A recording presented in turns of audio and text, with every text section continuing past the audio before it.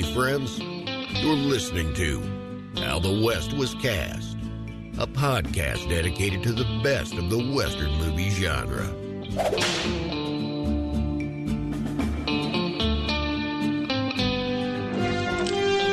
I've never seen a Texas Ranger up close before. You know, once a Texas Ranger kicked my father's teeth out. Would you do that to me, Texas Ranger?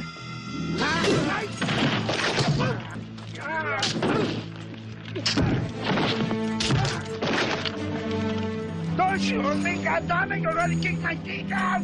What else do you want? Like father, like son. That was a scene from the 1983 action classic Lone Wolf McQuade, a modern-day Western directed by Steve Carver. And on today's episode, we'll talk to Steve about making that film and about his recent book, Western Portraits, the Unsung Heroes and Villains of the Silver Screen. Hello, my name is Matthew Chernoff, and I'm a screenwriter and an entertainment journalist in Los Angeles. And I'm Andrew Patrick Nelson, a film historian and the chair of the Department of Film and Media Arts at the University of Utah. Now, before we continue the show, be sure to follow us on Twitter, Instagram, and Facebook. You can find us at Western Podcast. That's at, as in the at symbol, Western Podcast, all one word. Tell us about your favorite Westerns, and we'll do our best to discuss them on a future episode. Okay then, Andrew, you saw Lone Wolf McQuade for the very first time recently. I'm curious, what did you think? Yes, embarrassingly, I had somehow made it through, half my life without seeing this film, and I have to say that my life is much better now for having seen it. I had seen a few of Carver's films. I'd seen The Arena, which is great, and Big Bad Mama is an amazing film. I'm a big fan of Angie Dickinson. So I hadn't seen this, and it is an amazing film. You don't want to spoil some things you're going to cover in the interview, but there's just so much to like in it. The score is part Morricone, part Moroder. It's interesting to see a young Robert Beltran as Ko. He's, of course, best known today for playing Chakotay in Star Trek Voyager. So he's a great role in this. Also, interesting to see a role that kind of previews the second half of Chuck Norris's career, or maybe the third act of his career, which was Walker, Texas Ranger. This is the first film where he really takes on that Western persona that would carry him through a lot of the rest of his career. I mean, he even plays a character nicknamed Lone Wolf in Expendables 2. So I just loved almost everything about this film. And it was, I suppose, also very interesting to see so many cliches of the 1980s cop film in a Southwest setting. It really brought a almost Southwest flavor to what was a very familiar recipe otherwise. Yeah, it's a really wild movie. I remember seeing it in 1983 when it premiered. My friends and I were all 15 years old, which is probably the perfect age to see Lone Wolf McQuade. And we were just blown away. I mean, it delivers the goods from start to finish. I think pairing Norris with Carradine is an inspired touch. Chuck is like this immovable monolith, while David is so sinewy and fluid. They make this wonderful odd couple. And the film's Western lineage is really interesting, I think, from that opening shootout with these Mexican horse thieves to his pet wolf that's right out of Hondo. I think, isn't that the dog? It just instantly brought to mind Hondo and Sam the mutt. It's really a Valentine to those action Westerns of the 50s. Yeah. I mean, it's also, if I'm remembering this correctly from something I read, Norris was concerned about this role because he had cultivated a very clean-cut image, even though he made very violent movies, a very straight-laced, squeaky clean image that he took great pride in. So he was concerned, I understand, about the beer drinking and the beard and, some of the rougher aspects of this character. But I think, to your point about being 15 years old, that's probably just the right moment that you might not be a fan of old Chuck, but at this point, here's, the new Chuck Norris that's just ready for your teenage years. Exactly. This is the one that I wanted. I remember seeing the early films, An Eye for an Eye, that Steve also directed, Good Guys Wear Black, A Force of One. He always had this sort of porn stash 70s mustache going and this real surfer hairdo. But so that was the one thing that always put me off on him. I liked his movies otherwise, but then in this was the version. I can see why this stuck and why he realized this is my character from here on in. Yeah. Now, by the way, there's a brand new special edition Blu-ray of Lone Wolf McQuade that just came out this week from Scorpion Releasing. It features a brand new 2K scan of the film, plus a new audio commentary with director Steve Carver and most of the cast and crew. It's also got some on-camera interviews with a bunch of the actors, so be sure to pick that one up. Of course, the main reason why we wanted to interview Steve on this episode was because of his recent book, Western Portraits. It's really a gorgeous coffee table book of photographs featuring character actors who've appeared in Westerns over the years, and each of them is dressed in authentic period costumes with authentic weapons and props, on sets designed to look exactly like something you'd see in a Western movie. It's really a beautiful book, and, if you're listening to a podcast like this, it's the kind of book you pretty much need in your library. It is. In the introduction to the book, Carver talks about wanting to create familiar images that seem like they're from some vaguely remembered Western. And that is exactly what he does. Page after page of familiar faces. Many people you don't know their name right away. They just look familiar from famous Western movies, really from the 60s onward for the most part. It's a great book. I should point out, too, that in addition to the photographs, which you'll get into with him in a minute, every photo is also accompanied by a short entry by the screenwriter, critic, and historian C. Courtney Joyner, who's a great critic of the Western, one of the best. And he also contributes a long concluding essay. So there's a lot to chew on in there.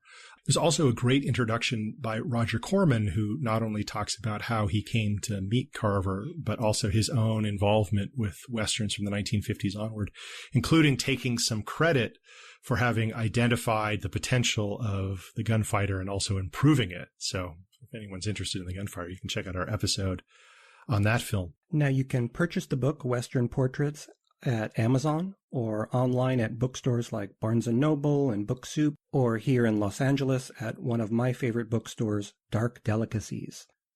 Okay then, with that said, let's go ahead and meet Steve Carver.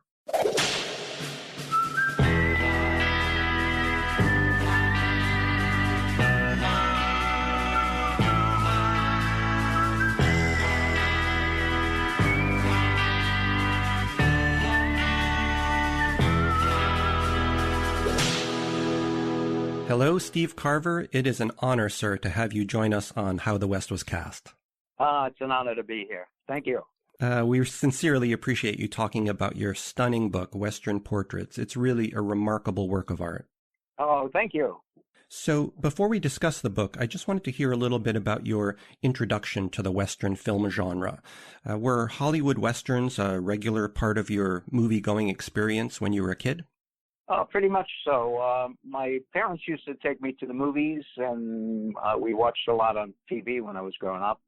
We watched all of the Westerns on the Warner Brother Westerns in particular, all the series and the serials, and we loved them. Did you used to play cowboys and Indians with your friends? Was that a part of the whole package of the Westerns? Absolutely. We had all the outfits. We had the guns, the cap guns, and we did everything. We were regular cowboys. So you grew up in Brooklyn, New York, and began taking photos at a really young age, 8 years old, I'm told. How did that interest develop? Well, I got a camera, through the mail. It was a box camera and with large format film. And we were to take pictures and then send the film off. And it came back processed and with the photos.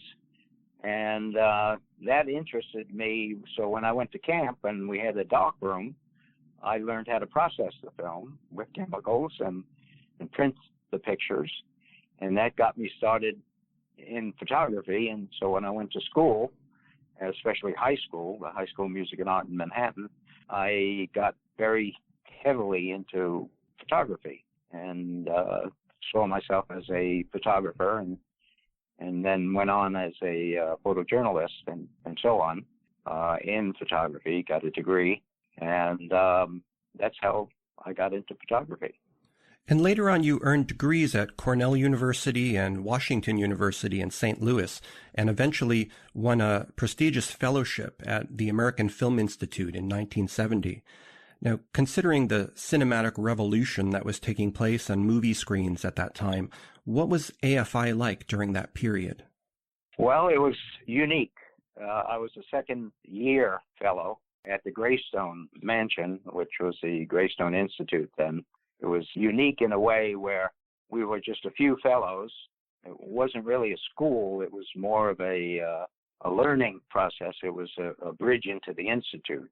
There were a few of us. I don't recall how many, but we were the second year, 1970 class. And we didn't have budgets. We just did films.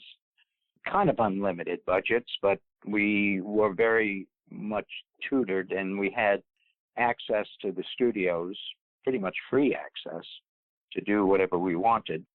And my mentors were Gregory Peck and Charlton Heston and George Stevens Sr. and George Seaton. And we had access to these mentors, their home phone numbers, their undue and undivided attention almost whenever we needed to speak with them. We had a fabulous time, and I had access to the directors that came and spoke with us and met with us. And anytime that I needed something, a piece of equipment to make a film or someone to speak with, I was able to reach them if they were available at the studios or at their offices. That just is incredible. I can't imagine that much access to those major, major figures. That really had to be an exciting time. One of them, I believe you met Alfred Hitchcock in the AFI library and somehow struck up a private conversation with him about filmmaking. What was that all about? When I think back about it, it was incredible. Hitchcock came to the Institute to give a lecture to the fellows, of which I was part of.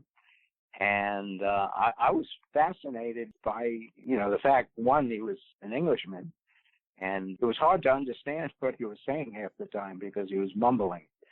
But I enjoyed what he was saying about, his directing and his pictures, and it was about an hour's worth of talk.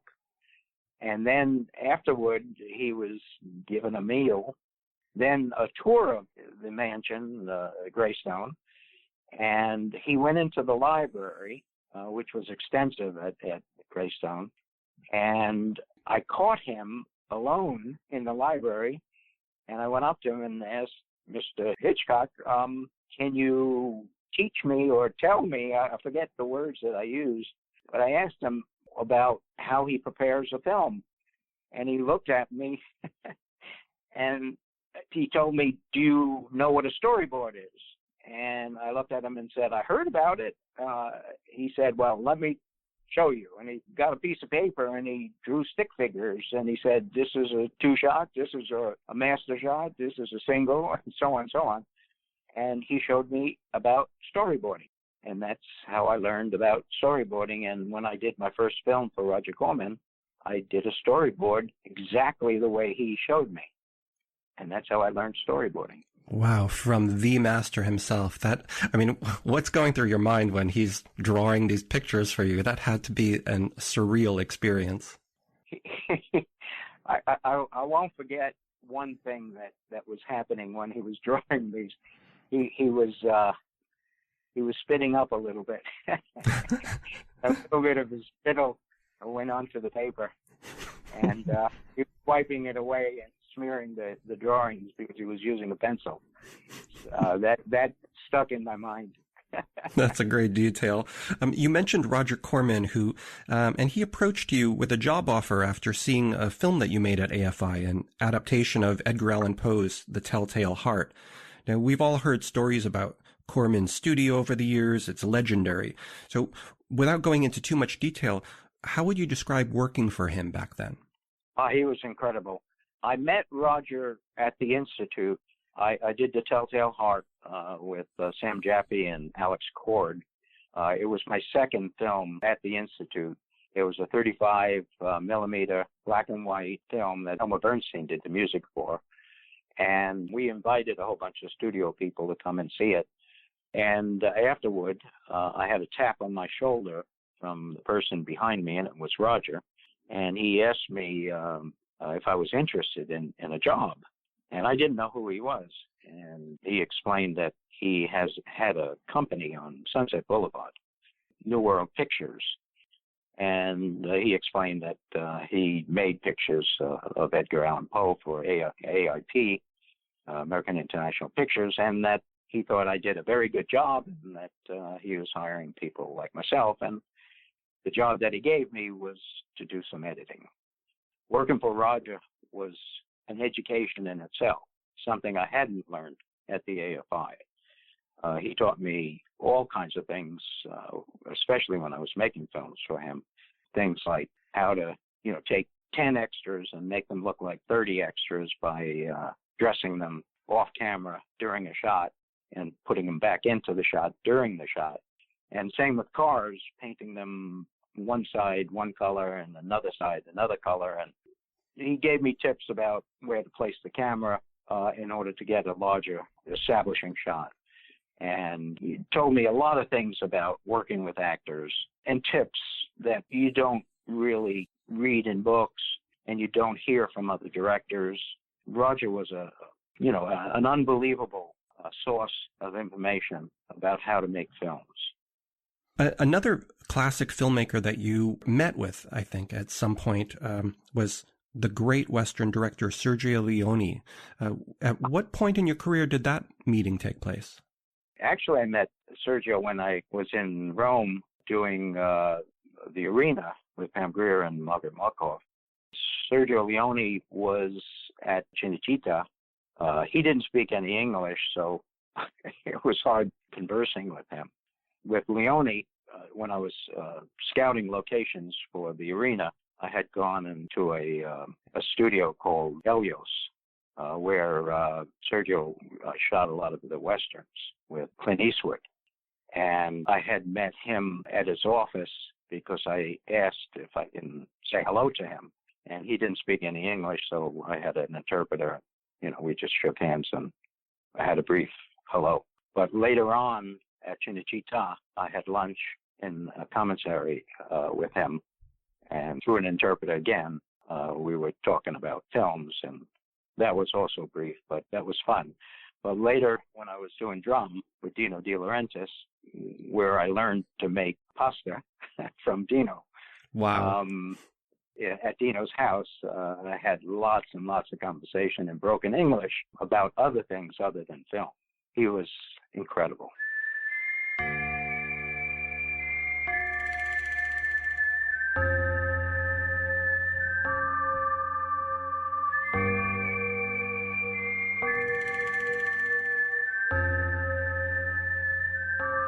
So now jumping ahead to your book, Western Portraits, in the introduction, you trace the project's origin to an incident that took place in Moscow in 1993. Can you tell our listeners what happened to you in Red Square that set you off on this journey? I was in Red Square. A lot of things happened in Red Square to me. They had a communist uprising when I was there, and they put it down with bullets. And I was actually photographing it there with the camera that I'm about to tell you how I got it. Mm-hmm. When I first got there, I went to Red Square with a bodyguard. I had a ex-KGB bodyguard who carried a pistol. I was walking around and typically wearing an American baseball cap, which targeted me as an American. A lot of people used to come up to me, especially gypsies. One gypsy came up to me with a paper bag and showed me a camera. Now, this wasn't an ordinary camera. I recognized this camera from my days of having a camera like this. This was a Nikon FE, obviously stolen from a photojournalist. And I wanted to buy this camera, and it was being asked for $50, which I gladly wanted to buy because this camera is like $600 new. And I told my bodyguard, give him the $50, which I pulled out of my pocket. And I gave the bodyguard the $50 to give the gypsy. My bodyguard took the gypsy behind a kiosk, and I heard a fist, and he knocked the gypsy out and came back with the bag, gave me the camera, gave me $25 back, took the $25, put it in his pocket, and gave me the camera and gave me $25. So I was appalled.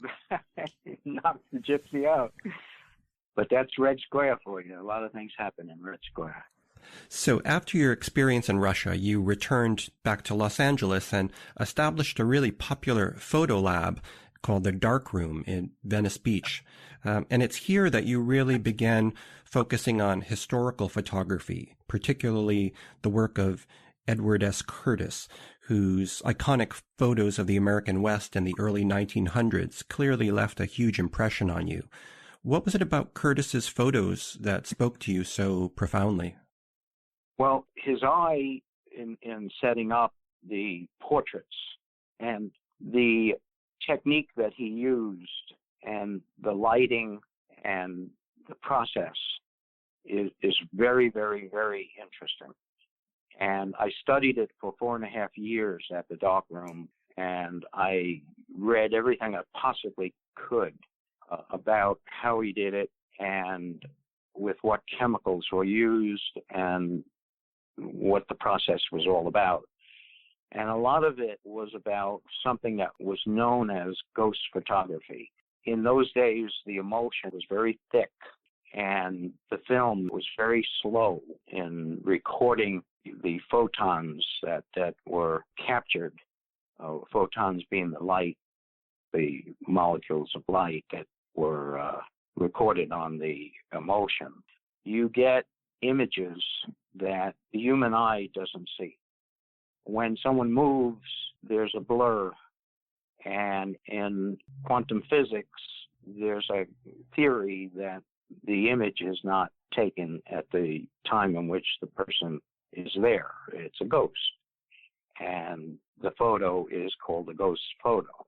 A lot of things that people see on these old photos are not what is actually on the film. So I fell in love with this idea that I can photograph someone using this process and capture them at another time in space and whatever. It's quantum physics. So I used this process and slowed down the film, did the photography, and photographed the actors for the book using time exposure. And I'll explain how the book came into being in a minute. But I did each of the actors and with time exposures. That's how Abraham Lincoln, all of the Civil War pictures, all of Edward Curtis's pictures, all of Brady's pictures, all of these old pictures were made. And it's a fascinating concept, fascinating chemistry, fascinating process. So that's how it came to be. Now, when I came back from Russia, after taking hundreds of pictures of Russians, hundreds of pictures in India, and hundreds of pictures of other countries that I was in, I used the Dark Room to print all these pictures up and learn the process, and to take negatives from all these curators and all these museums and all these collectors to learn and to print their pictures with this process, and to make photographs that were phenomenal because I used old paper from the 20s. Now, I got into a lot of trouble making these photos because they were known as replicas, because the museums were putting away the actual photos from the photographers and putting up these replicas that I was making in the museums, because that's what I was hired to do. But I got in trouble because some idiots were selling these photos as the originals, because I was using the old paper from the photographers. And I got in trouble with the Treasury Department because I was doing counterfeiting. So I had to stop doing it, which led me to doing the book.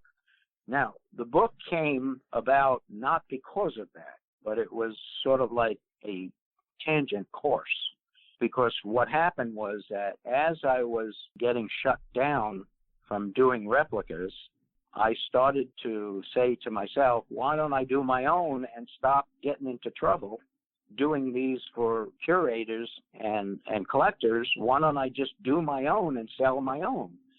So I got, R.G. Armstrong first I got homeless people at night that were passing my studio in Venice, and I would feed them, give them money, whatever, but they couldn't sit still because they were time exposure, so I couldn't get a good picture.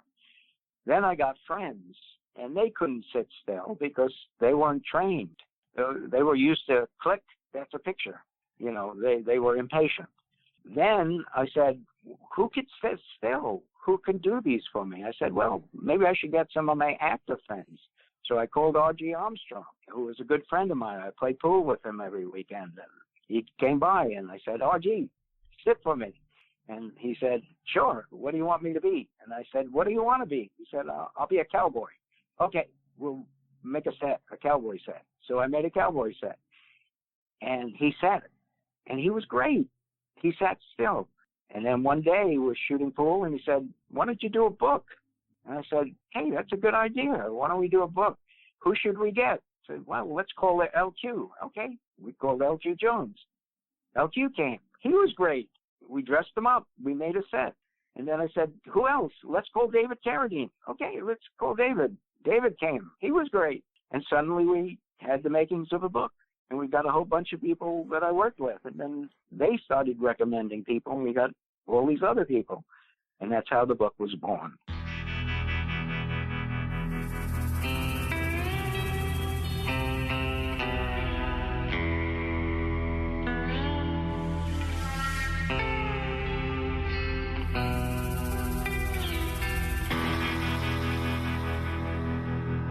So I have to say, as a lifelong fan of R.G. Armstrong, he's just such a presence in film. And anytime his face would turn up in a film, it just instantly made that movie better. What was he like, both as an actor to direct and just as a friend? Well, the first picture I worked with R.G., XY, was Fast Charlie, the Moonbeam Rider. Actually, it was the first picture I worked with David, with LQ, all these guys. It was a trip.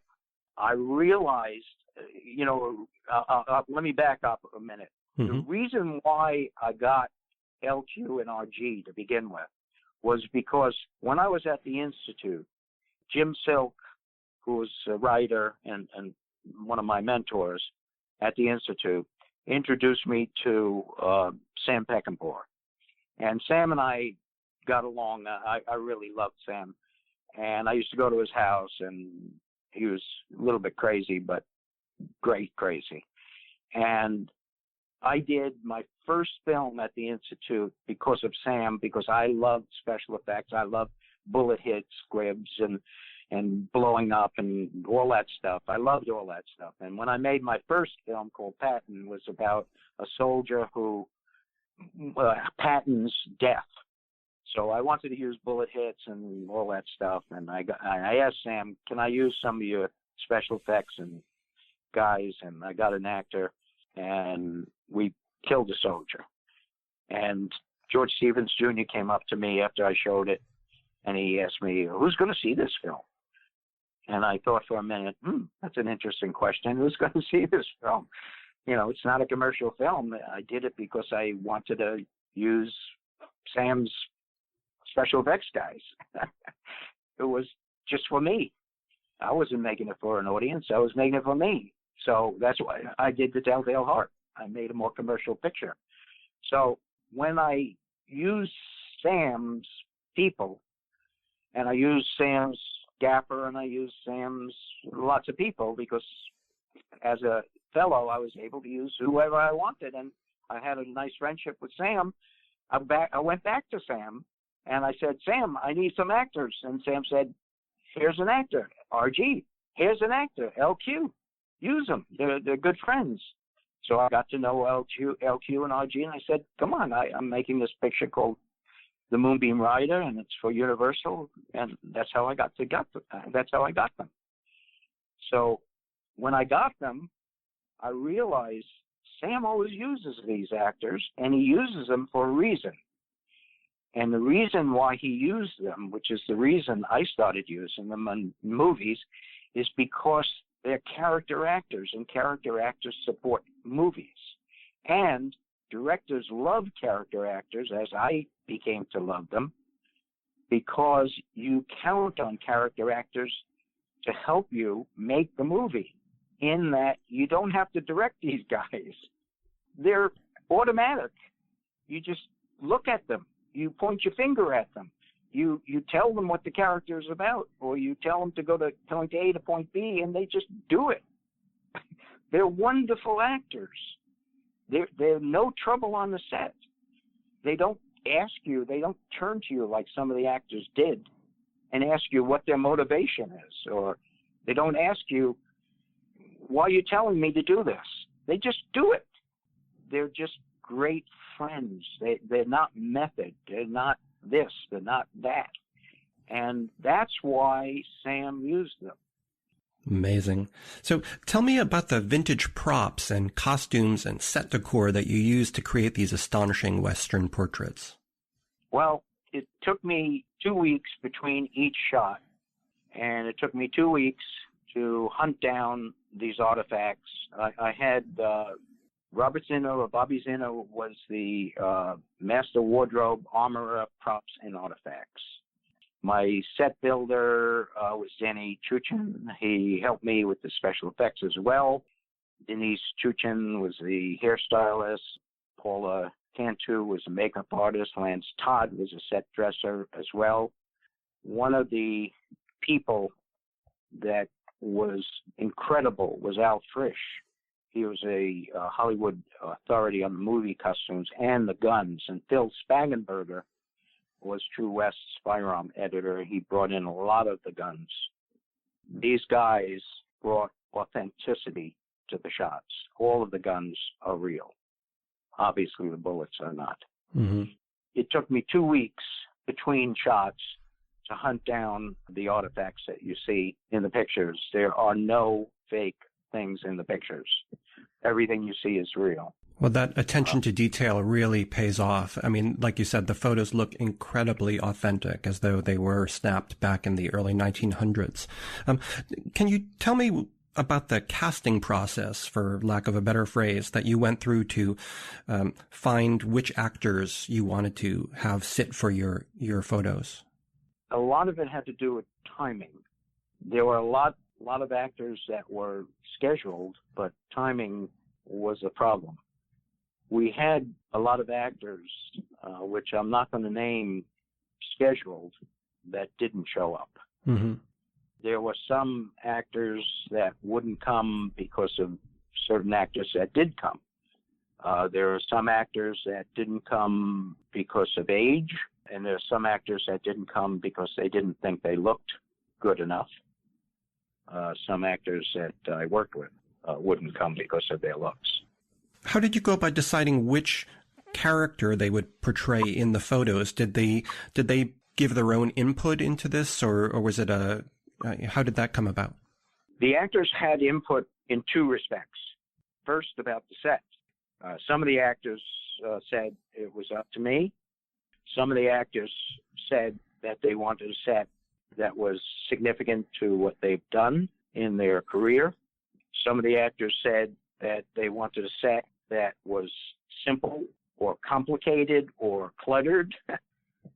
The cluttered sets, which are many, was based on the fact that they wanted to dominate the clutter. Also, you played music during the photography sessions. Is that correct? I saw a behind-the-scenes video where you had some music going. Was that something you picked to get into the mood, or how did that work? Yes, we played Ennio Morricone, mostly, all of his music. We played all types of Western themes from the TV shows, mm-hmm. anything and everything Western, in order to conjure the mood for the actors. And we played anything that was requested from the actor. And some of the actors requested some weird stuff.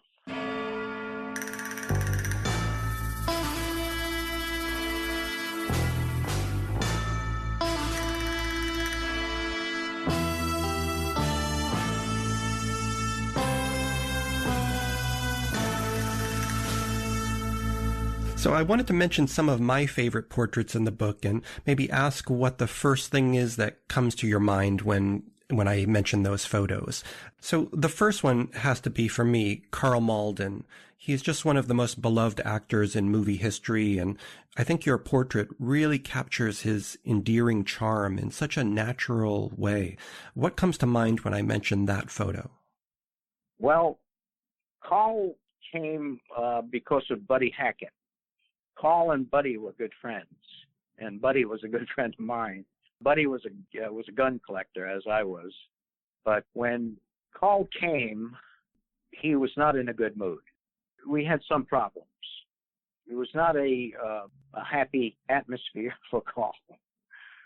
We couldn't dress him as he wanted, and we couldn't get the set completed as he wanted because he was in a rush.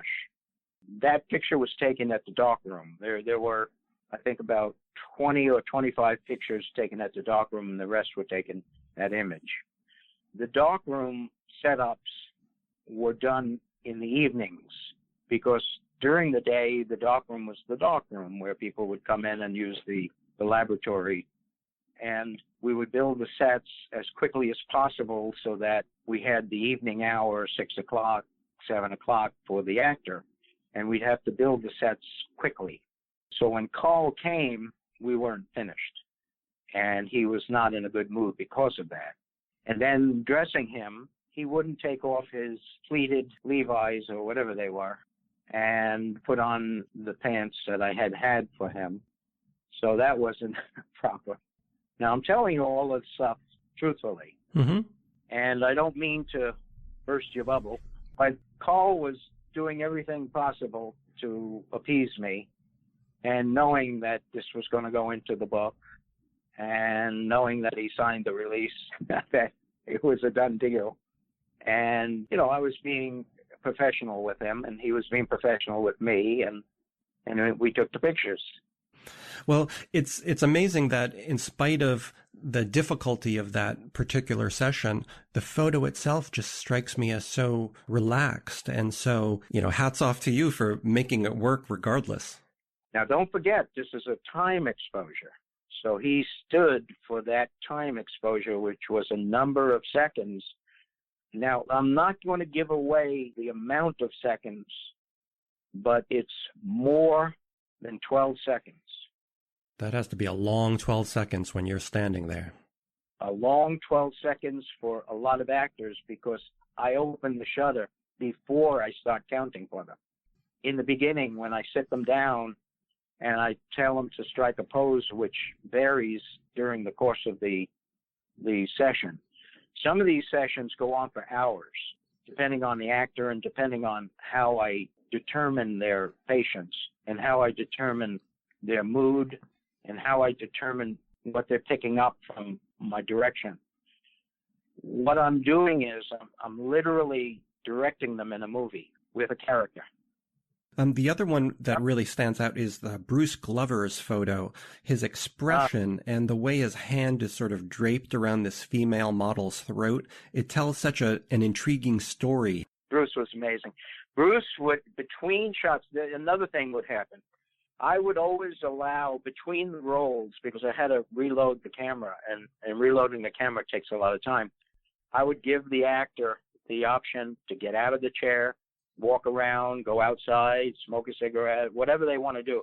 And my dog, Indy, who was the mascot, Indiana, who was an Australian Shepherd, every actor loved her. And she greeted the actor when they came, and she was just a lovable dog, and she took pictures after. We had group photos after. Bruce was fantastic. He would dance around, sing. Bruce was one of the, and if not the most active actor of all of them. He was incredible. Another photo that is particularly dear to my heart because he's such a wonderful L.A. actor is Clu Gulager, who's practically unrecognizable in the photo between the eye patch and the hat he wears. What was he like during one of his sessions? Some of the actors chose to disguise themselves. Clu was one of the actors. When he came in, See, this is another thing that I allow the actor to decide upon. Do they want to play themselves? Do they want to appear as themselves? Do they want to use a disguise or dress up as a character? And Clu wanted to dress up. That's what he wanted, and that's what we did. But he's wonderful. I mean, I admire what he did and who he is, and he's a great guy. There's also some lovely photos of some Western actresses in the film, in the book, and my personal favorite is the shot you took of Stephanie Powers with her Annie Oakley style hairdo and this rifle she's leaning on. She looks so stunning and just like a character out of a movie who means business. Was she good to work with as well? Yes, Stephanie was great. Stephanie's a horsewoman. Now, we considered, which we did not follow through with for several reasons, we considered having a horse come in. But after speaking with several wranglers, several trainers, several owners, there was no horse that would have stood for the shot, no horse that was guaranteed to be safe on the set.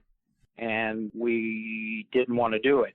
Now, Stephanie would have posed with a horse, but with regard to any distraction, I understood a horse could have caused the problem. So we didn't bring a horse to her stable set. But Stephanie was great, and she enjoyed, taking the portrait and posing. Now, the book also contains some wonderful profiles written by C. Courtney Joyner of each actor involved. How did he become involved in the book? Courtney and I met each other way, way back when I was at the AFI. We met through L.Q. Jones, actually. L.Q. and I, after working on Fast Charlie Moonbeam Rider, L.Q. introduced me to Courtney, and we worked on several screenplays together. And I had called Courtney when I moved to Image in 2014, when I knew the book was on its second run to be finished. And I knew that I needed a writer to do the text and interview the actors. And Courtney said, sure, he'd get started on that and started interviewing the actors. And we sat down on several of them, and he got together with the actors, and some of the actors had passed already, and he put together the text. So what's the response been like now that the book is out in the world? What type of response have you gotten from Western film fans? Fantastic. Just incredible. We've been doing all types of articles. We have True West Magazine has published an article. I can't name all of them because I don't remember all of them, but I've been doing lots of interviews, including this one. And I'm very proud of the book. And other than the fact that this virus has curtailed a lot of the interviews that I had, or book signings that I was hopeful of doing, I think that the book has been selling pretty good.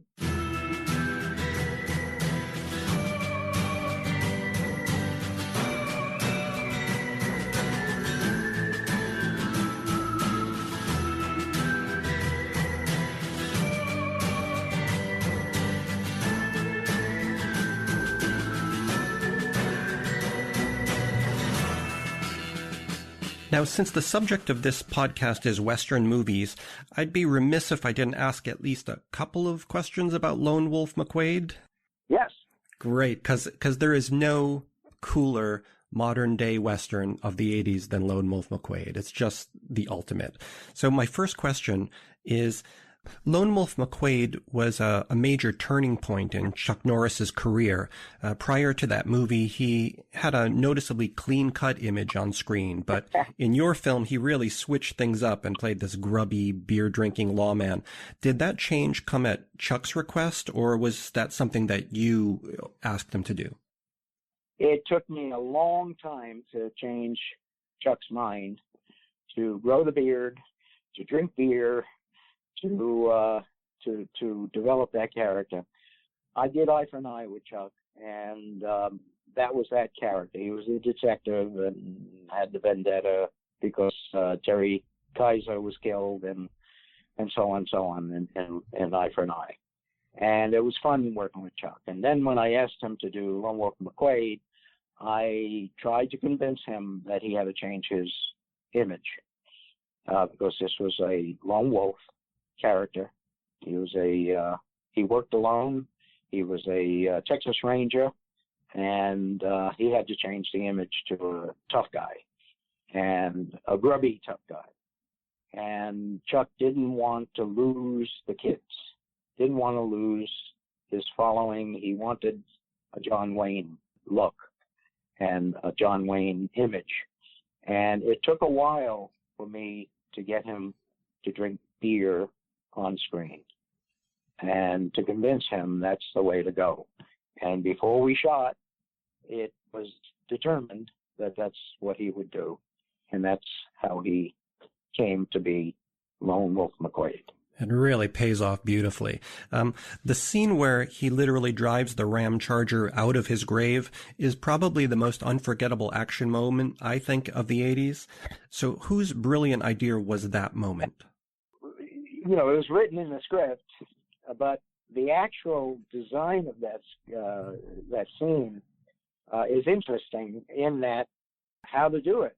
The way we devised to do it, who knows? But, you know, it's a thing that is credited by, you know, stuntmen, by special effects people, by who knows. But the way it was done is by digging a ditch, putting airplane track in the ditch so that you get traction, putting a covering over the ditch so it looks like it's covered, and having an opening in front of one part of the ditch that the camera doesn't see, driving the Ram Charger as fast as you can into the ditch and bursting out of the other end of the ditch like it comes out of the ditch, and that's how it came out.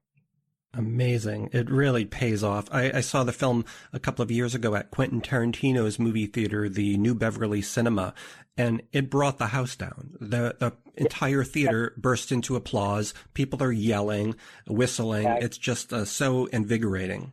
When the stuntman drove that Ram Charger out, that was very dangerous because the stuntman driving the Ram Charger was blind, driving it out, and didn't know how he was going to hit that guy. And luckily, no one got hurt. But it could have gone wrong and could have been a dangerous situation, and somebody could have gotten hurt. So finally, the great director John Milius is credited at the end of the movie as spiritual advisor. Can you explain what that credit's all about? Yeah, John and I... we wrote the beginning of the opening. The opening was more mundane for the film, and Orion, Mike Medavoy, asked me to get a writer to write the opening more spectacular. You know, open with something much stronger for Chuck. So I went to John, and John and I. We used to take gun lessons from Jeff Cooper, combat 45 lessons and all that. I used to shoot with John, and John was a good friend.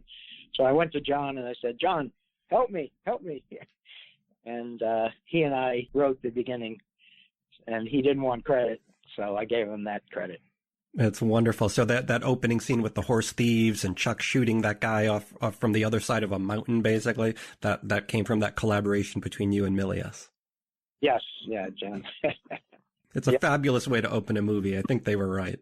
Yeah, it was a fun picture to do, and there were a lot of things in the picture that we changed from the original script based on the fact that working with good actors, you know, again, L.Q. Jones, R.G. Armstrong, I mean, everything that I said about these actors, I mean, you can get out of them because they're good actors and good character actors that, you know, you don't work hard in lots of takes and so on. They just do.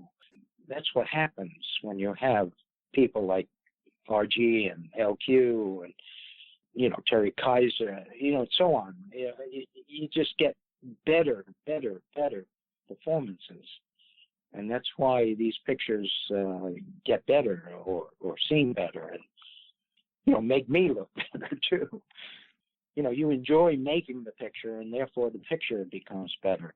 When you enjoy directing a picture, when the director is having fun making a picture, the picture gets better. So, Steve, now that the book is out in the world and people are loving it, what's next for you? Is there any chance we might see a new Steve Carver film in the future? I'm trying, yeah. Unfortunately, this virus curtailed things. I'm out of the studio trying to promote certain scripts that I have, and I was going to get these scripts going, and now everything is dead in the water, and I can't get them going. But as soon as things get back to normal, as soon as crews can get closer than 6 feet apart, and actors can get closer than 6 feet apart and stop wearing masks, and we can get a camera close to them, and we can do close-ups and so on, I think I will be directing. Let's hope so. It would make a lot of people happy. Well, Steve, once again, I just want to thank you for taking the time to speak with me today about your beautiful book. It's really a gift to Western movie fans around the world. Well, I hope more people buy it, and I'll be happy to sign anybody's book that wants to send it to me or come and ask me to sign it. I'll be happy to sign books, no charge, and I'll be happy to sign them. Well, thanks again for being on the show. It's a wonderful to talk to you. You're welcome, and thank you.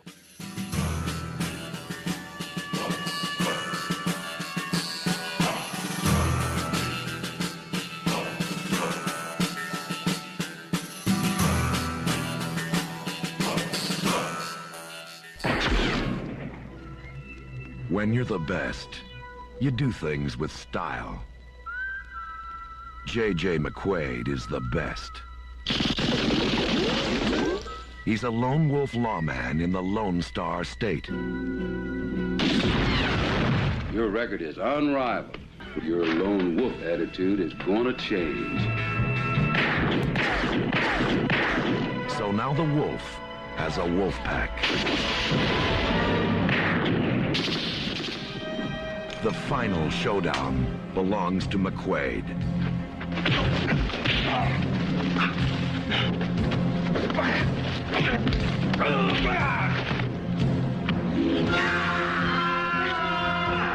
Lone Wolf McQuade, starring Chuck Norris, David Carradine, Barbara Carrera, and Leon Isaac Kennedy. So, Andrew, is Steve an interesting guy or what? What an amazing career and an amazing life. From the AFI to Roger Corman to mainstream success, to say nothing of his skill as a photographer who has a real interest in the history of photography, a real Renaissance man. It was just a real treat to hear him talk about his life and work. So many legendary names being brought up when he talks about Hitchcock and Leone, or hanging out with Sam Peckinpah, when he ever described him as Sam was crazy, but a wonderful kind of crazy. Making pasta with Dino De Laurentiis. It's really a who's who list of amazing filmmakers. And throughout the whole interview, I think you can really tell how important this book project was to him. It represents 23 years of his life.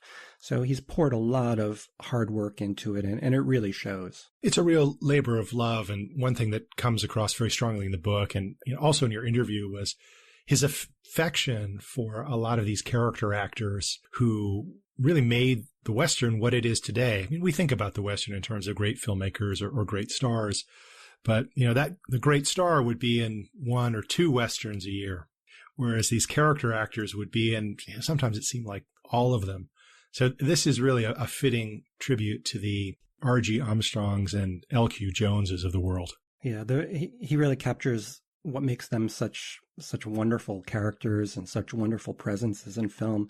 I also really appreciated his honesty during the interview when he talks about working with Karl Malden, for instance, and to get that one photo, how challenging that was. He's He speaks about it very clearly. He's not trying to pull any punches, but you can tell he still really respects what Malden does. And yet he also shows a lot of discretion in the interview too, which I admire too. Like, yeah. I don't know if you noticed the way he was talking around some of the actors who didn't want to be in the book. I would love to know who it was who decided not to be in the book, and also who was in the book that prompted those people to not want to be in it. I mean, it seems like relatively small potatoes, but who knows? Well, I mean, one name was not being brought up at all, which would be the star of Lone Wolf McQuade, which leaves me to think perhaps, maybe we'll keep that secret if that's how we're. Well, we'll try to get Chuck Norris on the podcast here, and we can ask him.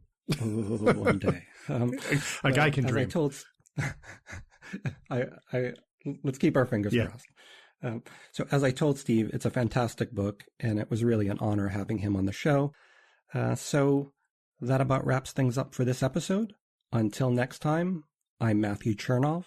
And I'm Andrew Patrick Nelson, and you've been listening to How the West Was Cast. Well, that was our show.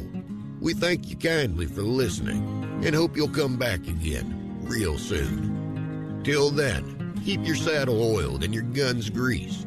We'll be seeing you.